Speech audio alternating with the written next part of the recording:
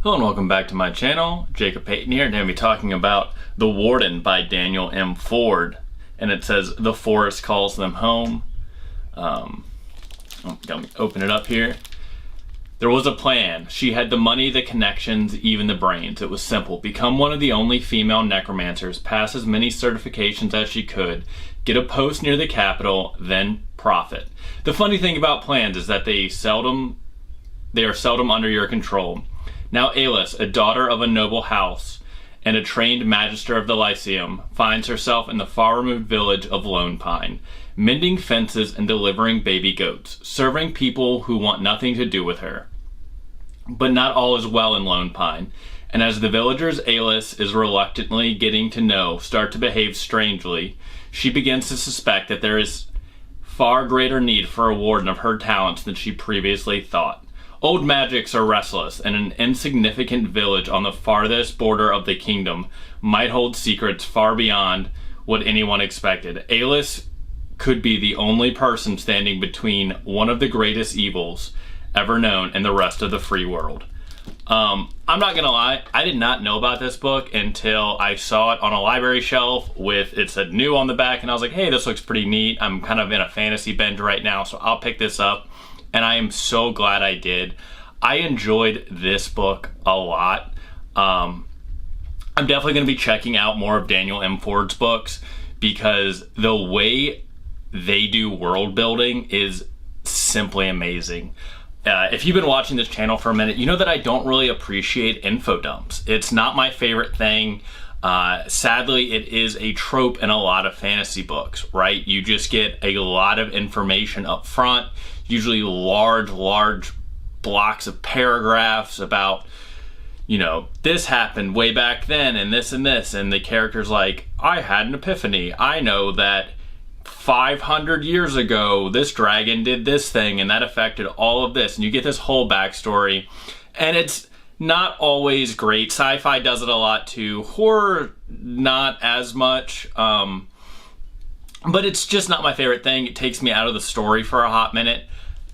That doesn't happen in this book. The way they do world building is awesome, and it leaves you kind of wanting more in the best kind of way. We get Lone Pine.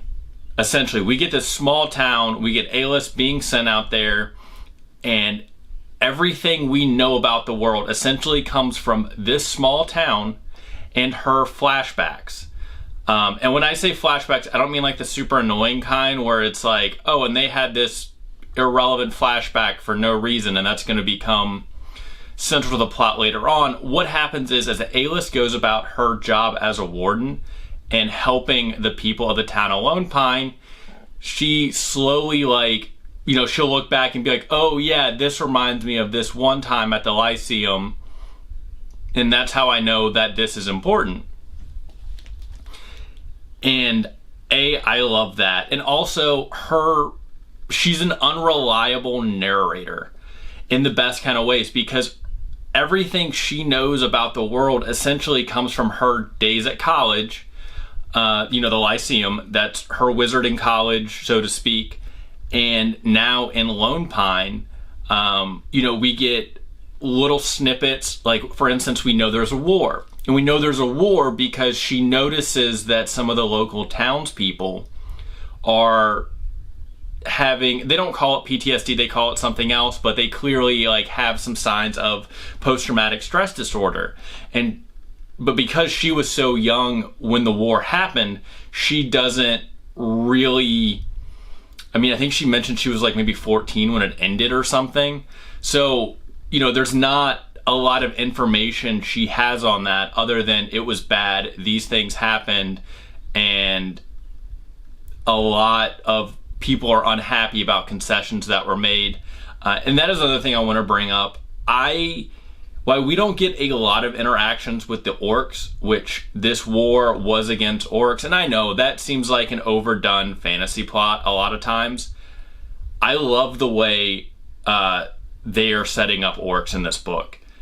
They are not the Warhammer orcs or the super evil, you know, Lord of the Rings style orcs. They're more almost like what I would think of like druids. They're more in tune with nature. They're clearly like a nomadic from what we see. They travel in bands. You know, we're not given a lot on them in this book, other than Alis is even shocked because they are not what she was kind of grown up believing they were. And that's just from her interaction with one half orc. We also learn that, you know, the orcs have some magics that even a wizard doesn't understand. Most of these magics are more in like more nature based, and I don't want to really spoil too much about that because that does play out as a central part of the story. A lot of this book is way more slice of life than I first grasped on from looking at the cover. The cover, which is awesome by the way, it kind of shows her and someone else, and there's like magic, and there's like, at first it almost looks like a tree, but it's basically like a black spiral, like black cloud spiral thing. But yeah, it's a little more slice of life. It's her figuring out how she can be a warden and kind of fit in this village, which is a rural farming village that doesn't really see why they need a wizard in the first place, even though they are on the border. On the other side of this border, it is like called the wilderness, and it's kind of where like adventuring parties go to try to plunder like the old forts and stuff like that that were left over from the war that I guess the orcs don't really care about, because it is mentioned that orcs don't build things like forts, but they will conquer them, and then once they conquer them they will fight from them. That gets brought up in the book. So, and that's the thing, we get world building in this book through like 3 to 4 sentence interactions between other characters, which I really, really enjoy, because I breezed through this book because I wanted to know more and more about certain topics, and I know I would only learn more about those topics if Alis had another interaction with certain characters, because this is also essentially a mystery in a lot of ways. Once the strange stuff starts happening around town, she's essentially just talking to people to try to unravel this mystery. And I appreciated that. I also appreciated the fact that magic, while powerful, wasn't all powerful. We know necromancy can be used for great harm. That's laid out in this book. But because she's from the Lyceum, we're also shown that she can use it to heal, because who knows more about the human body than a necromancer? We do know there are other schools of magic, and we're kind of given that based on what she does and doesn't know. For instance, when someone's like, can't you shoot him with a fireball? She's like, well, I'm not an evoker, so that's not something I can do. And therefore, we now know that evokers can do that. And I absolutely love that. I also like the idea of the way wardens are kind of set up. I like that they fight with swords, or at least the abjurers do. It gives me a very like Gandalf vibe. And I just kind of like the way the world is set up, because, you know, there are dwarves and gnomes and other fantasy races that feel very familiar. And even, you know, the thought of adventuring parties, going to wilderness and going to dungeons and plunder, and some of them being seen as murder hobos, as someone who's played D&D for years, it feels very familiar. But at the same time, the way the world building is done and the story we're giving is very original and very different.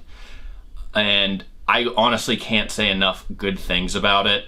I also, you know, it also gave me some of my favorite aspects of a mystery book, which is, in my opinion, a good mystery book is a book that gives you the clues as the story goes along, so that once it becomes clear that something is going on, you have a cast of characters you can pick from and be like, I think it's them, and then you might get a payoff in the end, or they might turn out to be a red herring.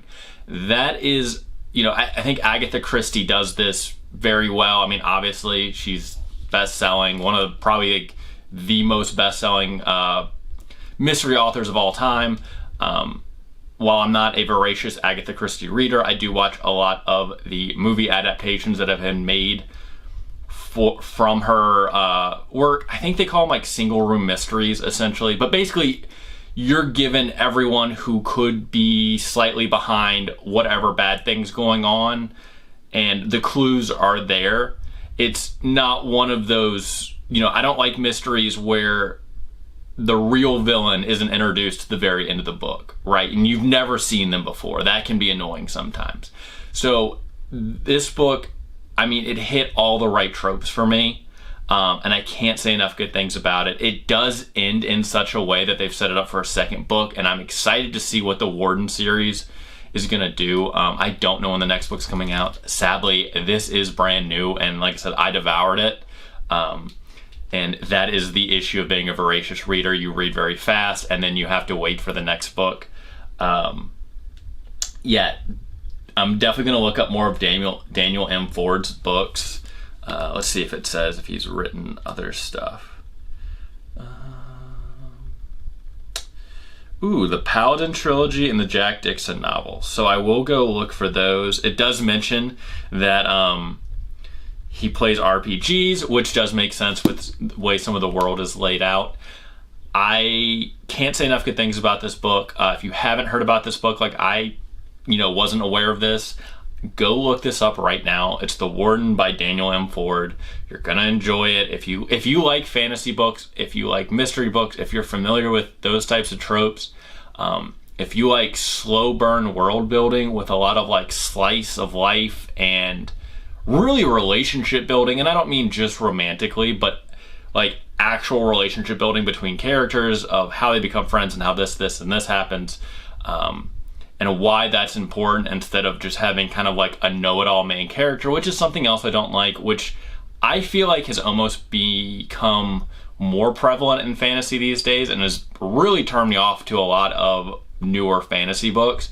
So I'm really happy that wasn't the case in this. I love, maybe love is a strong word, but I very much appreciate characters who don't know everything. I think that's more realistic. It makes it easier for me to empathize with them.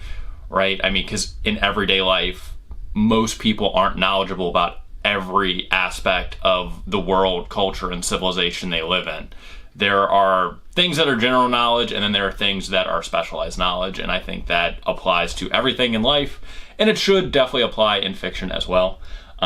Yeah, I like this a lot. I can't say enough good things about it. I will be reading book 2 as soon as it drops. I don't know when that is. It could be quite a wait because, like I said, this book just came out. But do yourselves a favor and give this book a try. If you have read it, liked it, didn't like it, let me know in the comments below. If you've read any of Daniel M. Ford's other books and you want to recommend which series I should start with, also let me know in the comments below. And as always, I hope you guys enjoyed this video. Please like and subscribe, and I'll see you guys next time.